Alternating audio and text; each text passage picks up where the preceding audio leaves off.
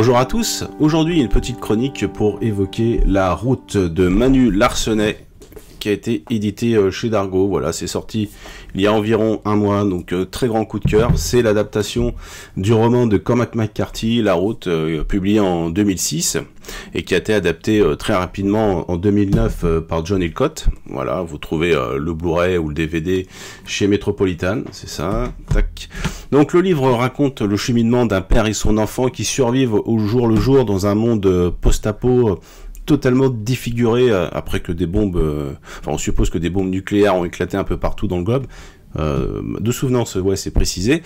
Ils suivent une route vers le sud dans l'espoir de trouver un climat un peu plus clément. Alors la quête de la nourriture, des abris, les hordes de cannibales sont autant de dangers qui émaillent le récit, qui surfusent par ailleurs une structure classique. Hein. Je crois que Robert McKee parlait de structure antidramatique dans son essai Story, mais la lecture remonte à loin. Ce qui n'empêche pas que l'intérêt est relancé régulièrement grâce à des pics émotionnels. Chaque journée a son lot d'épreuves. Le livre était déjà saisissant, hein, très sombre, très nihiliste. On est dans un monde exempt où il n'y a même plus la végétation qui reprend ses droits, contrairement à The Last of Us par exemple. On est dans une atmosphère cotonneuse avec des pluies de cendres, un ciel sombre où se dessinent encore les volutes d'un feu apocalyptique, et le tout dans un style qui ressemble à la langorée d'un mourant, et c'est souvent le cas chez McCarthy. Allez, hop, tu dégages. C'est le mois du futur. En fait, la vidéo que vous regardez jusqu'à maintenant date de la semaine dernière. Oh putain, les scènes du futur sont en noir et blanc comme chez Christopher Nolan. Puissant. Ailleurs. Alors en fait, j'ai absolument souhaité m'insinuer dans ce montage pour apporter une petite précision sur le style de Cormac McCarthy. Vraiment, c'était le point le plus important, c'est qu'en fait son texte se distingue par le fait qu'il y a absolument quasiment pas en fait de ponctuation. Voilà, c'est vraiment ce qui démarque son style. Quand vous feuilletez les pages, d'ailleurs, vous allez voir, par exemple dans les dialogues, c'est très saisissant, et ne soyez pas intimidés par ça. Les phrases ne sont pas à rallonge. On a effectivement cette impression de logorée, mais les phrases finalement sont assez ciselées, elles sont pas si longues. Donc voilà, je souhaitais corriger cette petite erreur faite par l'autre connard du passé. Et d'ailleurs, vous y retournez avec l'autre connard du passé. Ciao. En particulier, et pourtant, sachez que c'est sans doute le livre La Route le plus accessible de McCarthy, qui a connu son heure de gloire à la seconde moitié des années 2010. Quasiment toutes ses adaptations au cinéma ou à la télé ont été des chefs-d'œuvre, ou en tout cas des films extrêmement remarquables. Donc évidemment La Route, No Country for All Men aussi, que j'aime énormément, un film de frères Cohen, sans doute un des derniers très grands films américains. Et il y a aussi Cartel de Ridley Scott qui commence enfin à être un petit peu réévalué. Je l'entends dans les podcasts, je le vois aussi sur les réseaux sociaux. Précipitez-vous sur le Director's Cut, qui est vraiment le meilleur écrin pour ce diamant noir, comme disait Guillermo del Toro, pour qualifier le film de Ridley Scott. Et vous avez aussi un téléfilm que j'aime beaucoup, alors que j'ai pas en DVD, j'aimerais vraiment que je me le procure. C'est réalisé par Tommy Lee Jones, c'est Sunset Limited, avec aussi Samuel Jackson. À la base, c'est une pièce de théâtre, et c'est deux personnes, voilà, face à face, une table entre les deux. Dans ce film, en fait, on suit un homme, un ancien tôlard, qui est joué par Samuel Jackson, qui empêche un autre homme, un professeur, donc joué par Tommy Lee Jones, de se suicider en se jetant sous un métro. Samuel Jackson va inviter le professeur chez lui pour entamer une conversation qui sera le début d'un échange d'idées et de points de vue sur la société, et essayer de convaincre que son geste malheureux n'est pas une solution. Got a mango or two in it. Rutabaga. Rutabaga. Them hard to find. It's very good. Alors c'est absolument pas un prêcha Cato, vraiment très loin de là. C'est vraiment une œuvre humaniste, même si évidemment il y a cette vision assez nihiliste du genre humain qui parsème en fait toute l'œuvre de McCarthy. L'adaptation de La Route en cinéma est peut-être un poil moins plombant, c'est quand même très relatif ce que je dis. C'est grâce à quelques flashbacks du temps où la femme du personnage joué par Viggo Mortensen était encore vivante, donc il y a des éclairs d'humanité, même si c'est issu d'un passé mort et enterré. Disons que le film nous permet de nous aérer là où le bouquin vous plonge dans une boue bien épaisse, vous n'aurez pas l'occasion de reprendre votre souffle. Alors si je reviens un petit peu sur le film, c'est parce que la BD en fait reprend un petit peu l'esthétique du genre qui a connu un embouteillage en 2009 au cinéma et curieusement avec presque autant de réussite. On avait par exemple le livre d'Ellie des frères Hughes et qui était sorti un an après La Route. Hein. On était aussi à la même époque que The Walking Dead, donc j'ai les premières saisons, mais bon, de loin la meilleure c'est la première avec pratiquement un film de cinéma pour le pilote réalisé par Franck Darabont qui avait vraiment chapeauté le projet de A à Z avant qu'il se fasse jeter comme une merde. Enfin je crois c'est lui qui a abandonné, mais ça se passait très très mal avec la production. Il y avait un conflit aussi avec l'auteur de la BD, donc qui s'est mêlé de la production, mais c'est assez courant en fait. Je le vois très bien avec Mac Mignola.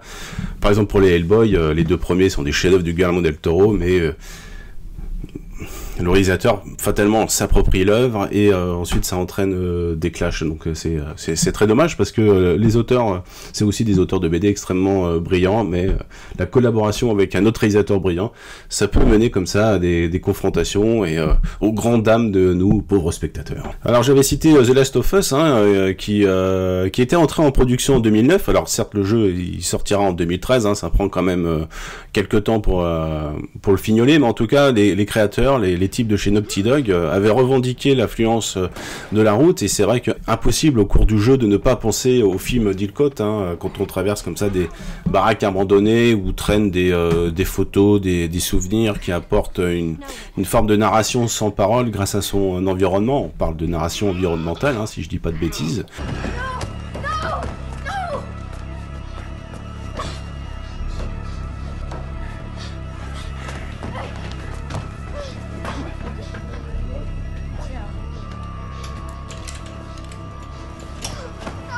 Il y a aussi dans le jeu un moment extrêmement marquant quand on se planque derrière un canapé miteux pour laisser passer soit des infectés, soit des groupuscules cannibales. Bref, ce sont des éléments qui vont devenir des tropes dans le genre et qui vont totalement contaminer le genre, que ce soit donc à la télé ou au cinoche.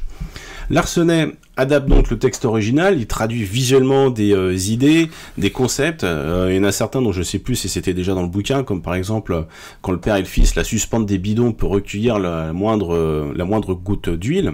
Et surtout, il amène un trait qui est extrêmement fort, puissant, qui saisit au mieux l'esprit de Cormac McCarthy avec une sensibilité qui lui est extrêmement propre. Pourtant, j'ai lu qu'il avait potassé pas mal de photos de déportés pendant la Deuxième Guerre mondiale, avec ses corps décharnés, ses regards hallucinés et extrêmement effrayants. Je n'imagine pas dans quelle humeur il a dû être pendant tout ce travail en amont. En tout cas, son style crayonné est parfait. On a absolument à la lecture tous les sens qui sont activés, les odeurs évidemment, avec la saleté, la suie, la transpiration. On peut se perdre à observer les poils d'une barbe pas entretenue. Alors si vous suivez un petit peu ma chaîne, vous savez à quel point j'adore le style crayonné, vraiment ce style brut, que ce soit par exemple dans le manga Léviathan que j'avais déjà chroniqué, ou les vieux Conan qu'on retrouve, alors évidemment dans les vieux comics, mais aussi dans les romans édités chez J'ai Lu, on avait quand même quelques planches qui étaient extrêmement sympas. Là, on a donc un style qui nous cloue, franchement, qui témoigne d'un travail absolument prodigieux, pur, et évidemment le noir et blanc et de circonstances, même si là, il y a quelques effets de couleurs très délavés, comme ça, comme si les années avaient fait leur travail. Je me rappelle que dans le roman, il y avait un moment extrêmement touchant où le père découvre dans un distributeur une vieille canette de coca, donc il va pouvoir faire goûter la boisson à son fils, qui a trouvé ça pétillant, et on imaginait très bien cette couleur rouge, voilà, qui tranchait avec ce monde gris. D'ailleurs, ce n'est pas la marque Coca qui citait dans la bande dessinée. C'est sans doute, je sais pas si c'est pour des raisons de droit, mais en tout cas, ça permet comme ça de lui donner un caractère intemporel. Bref, excellente idée cadeau, franchement, si vous voulez faire plaisir à quelqu'un qui soit aimait le film, soit il aime le genre post-apo, Walking Dead, ou même le jeu vidéo Last of Us, franchement là, vous tapez dans le mille. Avec La Route, c'est 28,50 €. Franchement, vu l'investissement de Larsenet, ça les vaut très largement. Il y a presque autant de cases. Ah si, on voit marqué Coca. Non, c'est juste marqué Cola. Putain, mais on s'en branle, quoi. Il est malin, Larsenet. Pour conclure, c'est mon coup de cœur du moment. Vous le trouvez très facilement en librairie parce que c'est un album qui a cartonné. Ils ont dû le rééditer d'ailleurs parce qu'ils n'arrivaient pas à suivre la demande. Voilà, c'était une petite chronique BD, j'espère qu'il y en aura d'autres par la suite, n'hésitez pas à me dire si ça vous a intéressé ou pas, et je vous dis à très vite, ciao. C'est encore le connard du futur, et j'ai le même t-shirt, parce que je suis un gros dégueulasse. Ouais, mais c'est bien que tu nous parles de la route, mais c'est une BD en noir et blanc, nous on veut de la couleur, on veut de l'action, on veut de la baston, quoi. Il n'y a pas de problème, on va rester sur la thématique post-apo, avec le Punisher, la fin, dessiné par Richard Corben, dont je suis un fan absolu. Il a un trait particulier. Alors, souvent, moi, je fais l'analogie avec les cartes Kratos pour Richard Corben, donc je sais pas si c'est très malin, mais voilà, c'est un style qui était proche des EC Comics de l'époque, vous savez, les histoires des contes de la crypte. Après, le scénariste, c'est Garcienis, qui a une petite actu dans la mesure où c'est lui l'auteur des BD à la base de The Boys. En tout cas, sachez que Punisher, la fin, donc c'est absolument pas le cynisme de The Boys, hein. Il avait écrit plusieurs histoires du Punisher. En fait, Garcienis, il a deux facettes, hein. Il avait un côté extrêmement cynique, comme on voit dans The Boys, qui était paru en France de chez 100% Marvel. Alors moi je trouvais ça rigolo. Bon, les dessins sont à chier, voilà, c'est juste une catastrophe. Moi j'aime pas du tout ce genre de dessin. D'ailleurs, je crois il a beaucoup travaillé avec Steve Dillon. Et puis aussi, il avait donc en France, c'était chez Max Comics, et là c'était beaucoup plus, je vais pas dire sérieux parce qu'il y avait aussi un humour très noir. Mais en tout cas, il prenait pas de haut ses personnages. Et souvent, les dessinateurs, voilà, moi ça me convenait un peu plus. Bah, la Fête des Pères, par exemple, c'était... j'y arrive pas. Bon, de toute façon, vous avez qu'à vous démerder à regarder ça sur Google. Eh oui, c'est moi, le moi du connard du futur.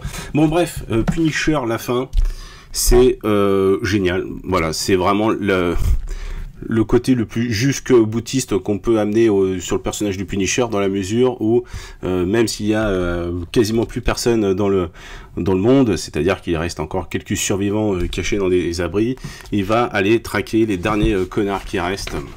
Donc voilà, je tourne quelques pages à l'aveugle, parce que j'ai pas envie de me casser les couilles, tout simplement. Et ben, c'est vraiment une histoire qui est très très forte, qui est assez compacte, hein. La BD doit faire quoi, 48 pages, ouais, une cinquantaine de pages, pas plus. Et on peut considérer cette BD comme la dernière aventure absolument définitive sur ce personnage ô combien passionnant, et j'espère que j'aurai l'occasion d'en reparler. Et voilà, et ben cette fois-ci c'est vraiment la fin, et on se dit, je sais pas quand, dans pas trop longtemps, j'espère. Punisher. Sans avertissement. Sans pitié. Il extermine les coupables. Punisher. Louis Gossett Jr., Dolph Lundgren. Sortie nationale le 25 octobre. Il y a plein de trucs à faire sur le Punisher. J'ai plein de BD sur le Punisher. J'ai même des vieux trucs de collection, tu vois. En plus, il y a eu des jeux vidéo super sympas. Il y en avait un, j'adorais sur Xbox. En fait, on pouvait même interroger des mecs. C'est bon, il va la boucler, putain. Ferme-la. J'ai la VHS aussi.